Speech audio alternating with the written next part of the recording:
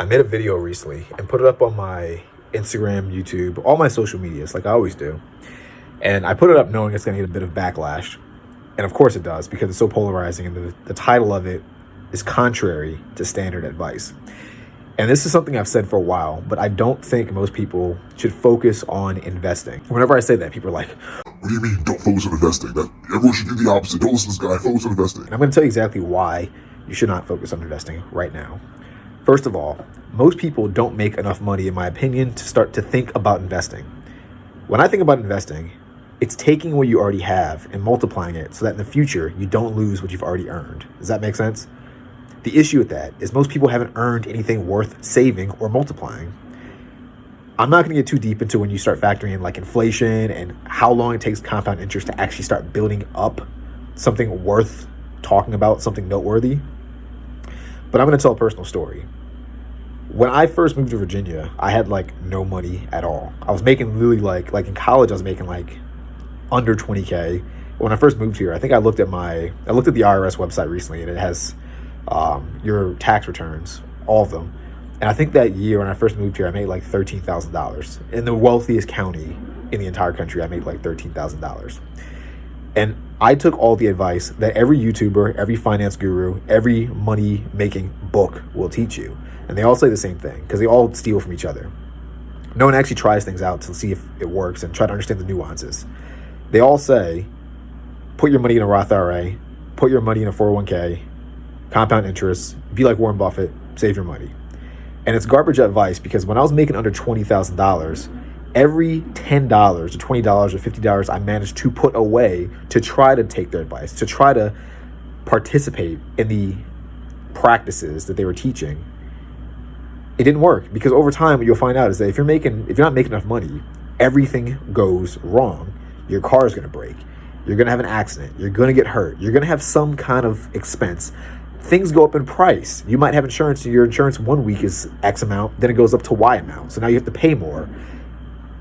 You might have to get a new car because your car broke down. So now you have to buy parts.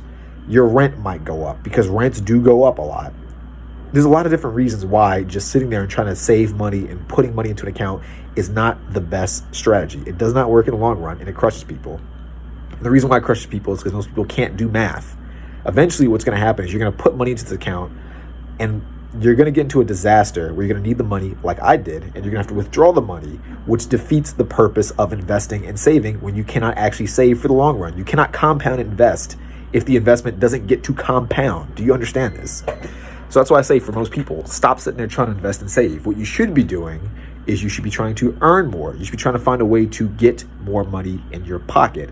That could be a side hustle. That could be getting promotions at your job. That could be investing into things that actually provide cash flow quickly, like starting a business where you create revenue and profit relatively quickly, not after like 20 years or 10 years like a lot of startups do now, or like tech companies, like quickly, now, immediately. You need money today because you need to fight inflation. You need to fight other companies increasing their prices. You need to fight different lobbying efforts from the government that makes other companies increase their prices or lay off people. There's all kinds of stuff you need to be fighting when it comes to making money.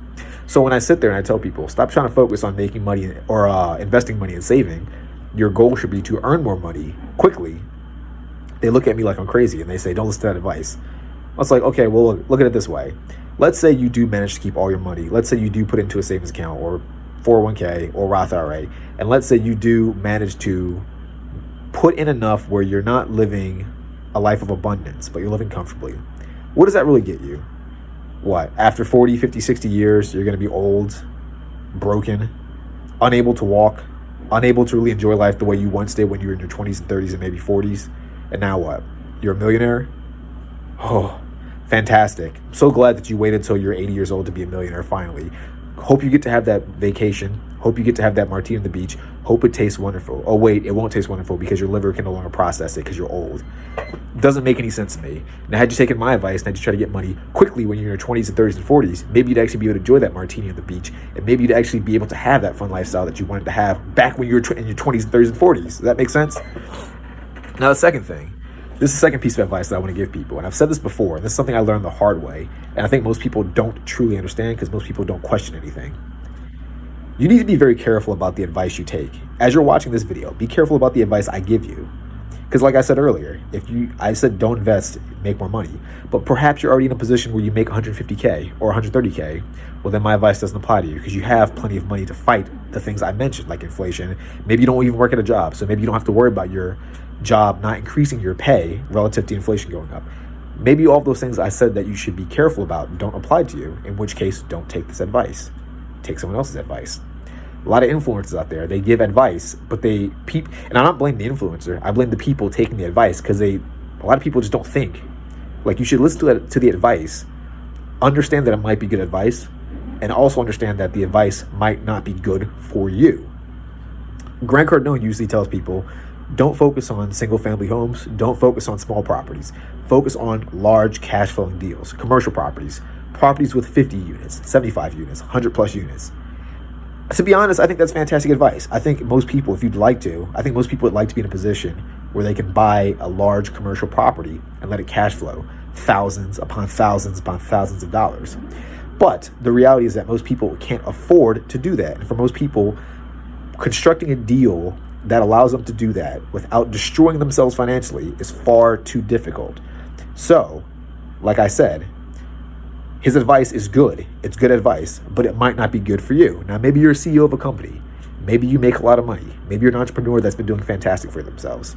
Then take his advice. Maybe you understand a thing or two about real estate. Take his advice. Go for it. Try it. But understand that all advice is not built equally, and the person giving the advice might have different experiences that worked for them. But it might not work for you because you have different experiences and you have different skill sets and you have different weaknesses that they might not have. Does that make sense to you at all? So I write this I'm making this video because constantly I'll put out a video or give my 2 cents. And I try to give background to where I got that 2 cents from or where I got my lesson from. I have a whole book. I have 2 books, actually. One of them is 27 by 27. Go pick it up. It's more philosophical. The other one is How I Fucked Up, and it's more specific things that I think everyone in general can understand and kind of deal with. The other book, the longer book, 27 by 27, is more abstract, if that makes sense. It's more just like general philosophy. Check both of those out. But I don't know. I want to leave the point with, don't tell people not to follow advice. Be open-minded about the advice you take. Take everyone's advice. Everyone's advice. Like, listen. I shouldn't say take. I should say listen to everyone's advice. If you meet someone, when I worked at a gas station, I listened to everybody. People walked in, they were saying you should go to college. Some people were saying you should do this. Some people were saying you shouldn't do this. The thing about advice too that people don't get is if you listen to everyone's advice, you'll eventually start to understand that a lot of advice is contradictory. Grant Cardone might say buy commercial property, never buy single family. Meanwhile, Chris Crone or Graham Stephan or I don't know if you watch like Fresh and Fit, Myron Gaines or someone else, they might say buy single family, don't worry about commercial. Some people might say don't even worry about real estate, go do something else entirely. Maybe someone like Alex Ramosi might say don't even try to do real estate, focus on building a business that cash flows significantly. That's fine. Some other guy might say don't even worry about building a brick and mortar business, focus solely on digital businesses because digital is the future. That's fine. Someone else might say don't worry about businesses, they don't cash flow as well as you think they would. Focus on crypto because crypto has a lot of leverage. Crypto might be a lot simpler. You can do it from the comfort of your home. That's fine. They might all do different things and those things might work for them. You need to sit there, use your brain, use that big brain of yours. Hopefully it's a big brain. Take the information in. Sit there and say, based on what I know about these people, based on what I understand about this lesson that they're trying to teach me, based on who is giving the lesson, how well will this apply to me and how well can I implement this into my life? Does that make sense? Hopefully that makes sense. And then the second part of that is listen to everyone's advice, but don't implement everyone's advice. Take what works for you and leave out the rest.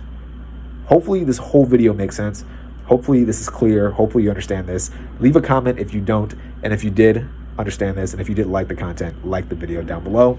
Helps the algorithm, helps me put out more content, helps my content get seen by more people. But yeah, on that note, peace out.